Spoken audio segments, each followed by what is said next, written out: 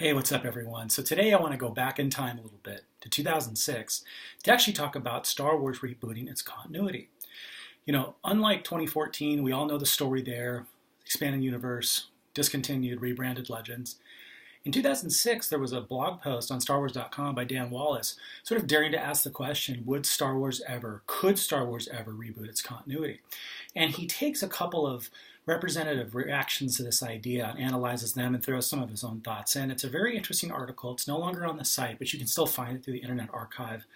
I want to give just a quick overview of some of the thoughts he's analyzing, because some of it sounds very familiar. Some, I think, might sort of align with a lot of folks on the EU side who are not so interested in the new stuff, and kind of helps explain why in a sort of a very kind of like neutral way, neutral sort of non-biased way, just why, for instance, they're just not into the new stuff. Also gives some sort of insights into some of the folks who were there at the time at Lucasfilm, who are there now, and how maybe some of the seeds were starting to get planted all the way back in 2006, which was a really interesting time, right, for Star Wars in the EU, because the movies were now over. Revenge of the Sith had come out the year before. We were just starting to get Legacy of the Force, the Drew Karpyshyn Old Republic novels.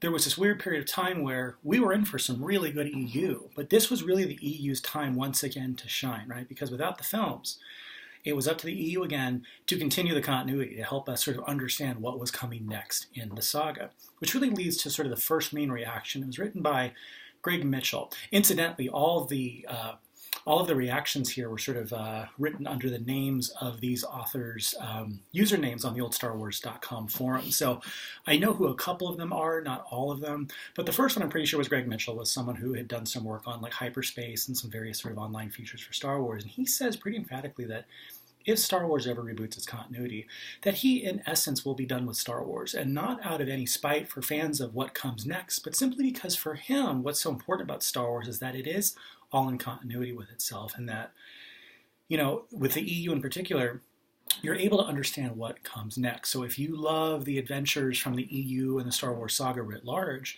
you want to get the new book, the new comic, the new role-playing game, the new video game. Why? Because you want to know what's happening to these characters next, right? The EU makes that possible.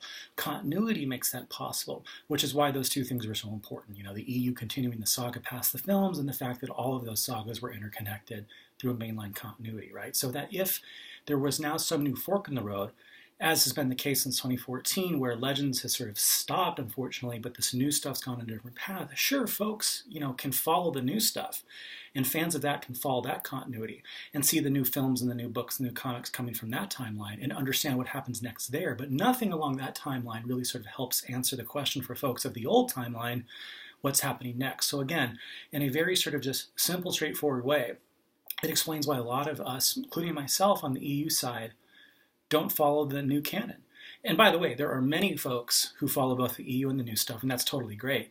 I've never been against the new stuff in principle. I've always been for wanting to ensure that there's at least multiple timelines, both the new stuff and the old stuff. Unfortunately, that's not what we got. Again, I follow the old timeline, the old continuity. I want to sort of see what happens next in that old continuity. The second reaction that's on the post is by Pablo Hidalgo, and he has some interesting things to say. He basically says, look, there was a time when he would have been vehemently opposed to any sort of reboot of the continuity. But that if it's to happen, which I think he's arguing it at the time should have, which ultimately, unfortunately, he did, and he's been part of that process of reshaping their timeline. He says the one potential value add to rebooting a continuity is that the old continuity, and I think implicitly he's sort of implying that, like, if this is to happen, that there's only going to be one new continuity. There's no parallel sort of timelines, the way that I think we'd argue the way that Legends ought to be parallel to the new canon. He says the value add is that at least it's locked down in a way. It's trapped in amber, I think he says, right? Kind of like a mosquito in Jurassic Park. Nothing can harm it. Nothing can tamper it. No future continuity can come and mess things up, right? I think that's very powerful, and I think that resonates with lots of folks on the EU side who maybe, for instance, think that the Filoni Clone Wars did some sort of irreparable damage to the EU continuity, right? I mean, it's certainly the case that there are some apparent contradictions in the EU, and the fact that smaller ones, I think, maybe some slightly more substantive ones in the case of the Clone Wars. But, the problem with the 2014 decanonization, among a long list of things for me, is that it sort of denied Lucasfilm the opportunity to let that continuity sort of align itself again, right? Sort of find new kind of creative retcons and stuff. When they locked it down and said no more Legends effectively, right? They denied us the opportunity to sort of see where that continuity was going to go next in ways that was going to make sense of some of the apparent contradictions, right? So you've got to actually sympathize in a way with Pablo's point, which is that, say for instance, if the EU had been locked down, if the reboot had happened in 2007, say before the Clone Wars show came along, who knows, you know? Folks still would have been unhappy, and it would have been a shame not to see more EU carry along the old timeline. But, you know, in all fairness, like, you wouldn't have had the new Filoni stuff coming and messing with it, right? It would be part of some new continuity altogether. So it's an interesting point. Now, as it happens, Pablo is pretty prescient because what we have now is effectively what he's arguing, right? Again, there's no separate timeline per se, although, again, there's a minor wrinkle in that, which he actually hints at. We're still getting Old Republic expansions, and we're getting, for instance, the Marvel 108 comic, which is a one-shot set in the Legends timeline. Pablo actually adds in his reaction on this 2006 blog post that although you could effectively lock this old continuity down so nothing can harm it, he says maybe what you could do realistically is for smaller stories, smaller elements, from time to time have little stories that extend parts of the continuity in tiny little ways, right? Not unlike what we're getting with Old Republic and Marvel 108. So in some ways, he seems to have really looked inside the crystal ball and sort of understood what in reality was going to be the case. Now, those wrinkles are very important, right? Because the Old Republic expansions in Marvel 108 sort of prove that when you reboot a continuity, it doesn't mean that the old one has to die forever. You can actually carry these along two parallel paths. And although Legends fans are not getting nearly what we're asking for in terms of a substantive, coherent, ongoing continuation of the main storylines, the fact that we're getting some things with the Legends banner now means that, again, we're proving the point that multiple continuities can exist. Given a magic wand, would we have, wanted the continuity to be rebooted in the first place? No. But 5 years ago it happened, and I think the best thing we can do is hope for more Legends along a parallel path. And again, we're starting to sort of prove to everyone that that's possible. Now, the final reaction is a reaction much more open-minded to the idea. In fact, something that's like almost more positively arguing for a reboot to happen in 2006. And basically what the person's arguing, and I actually don't remember who this is based on their username, but they're effectively saying, look, like, Star Wars is very rare in that it doesn't have multiple continuities, and what it ought to do maybe is join the rest of pop culture franchises out there in the world, right? And do that in order, in its view, to have just more interesting stories. I think this reaction sort of like connects with lots of some of the myths, I think, just about the supposed sort of constraints of writing within a continuity or in a canon, right? A lot of people think, well, because it's locked down, because it's supposed to connect, you can't do sort of bold, adventurous things. I mean, nothing can be further from the truth, right?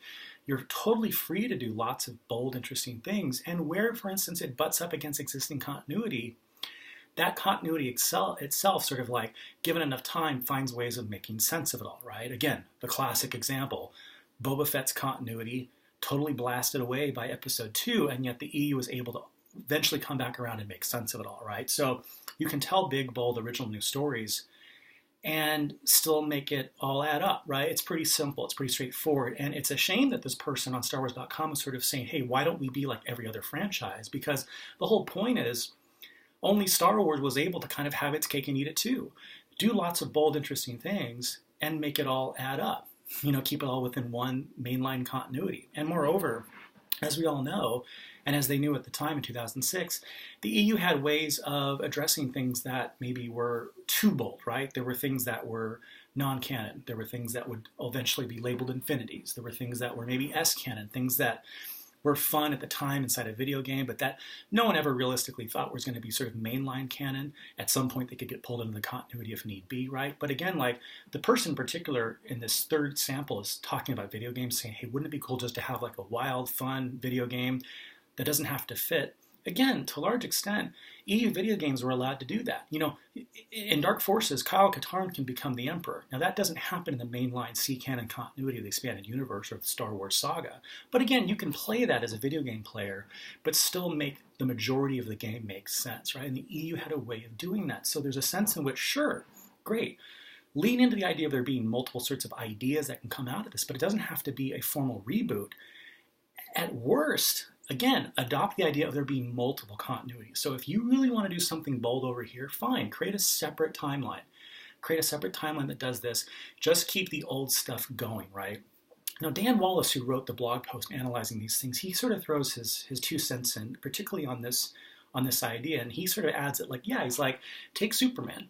Just off the top of his head at the time, I think there was something like 15 different Superman continuities he can think of, right? You know, the different movie versions of Superman all being different continuities. You know, the Smallville continuity, the All-Star Superman continuity, the Elseworlds Superman continuity. You know, the list goes on, right? So that for him, he kind of thought, you know, this idea is attractive. If there are multiple continuities, like there is with Superman, we can just tell lots of cool, interesting stories that are going to attract lots of different interested sort of readers, right?